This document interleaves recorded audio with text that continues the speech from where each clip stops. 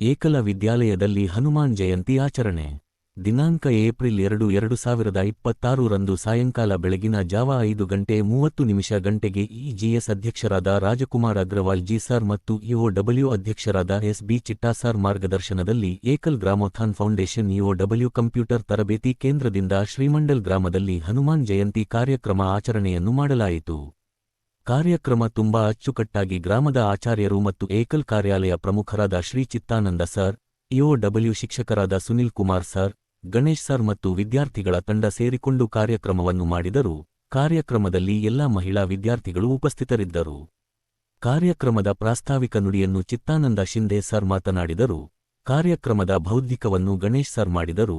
ಕಾರ್ಯಕ್ರಮವನ್ನು ನವಲಸ್ಪೂರ್ ಆಚಾರ್ಯರಾದ ನಿಖಿತಾ ಅಕ್ಕನವರು ನಿರೂಪಿಸಿದರು. ಶ್ರೀಮಂಡಲ್ ಆಚಾರ್ಯರಾದ ಸುನಿತಾ ಅಕ್ಕ ವಂದಿಸಿದರು. ಕಾರ್ಯಕ್ರಮದಲ್ಲಿ ಕಂಗಟಿ, ನವಲಸ್ಪೂರ್, ಶ್ರೀಮಂಡಲ್ ಗ್ರಾಮಗಳ ಇಒಡಬ್ಲ್ಯೂ ವಿದ್ಯಾರ್ಥಿಗಳು ಉಪಸ್ಥಿತರಿದ್ದರು. ಧನ್ಯವಾದಗಳು. ನಮಸ್ಕಾರ.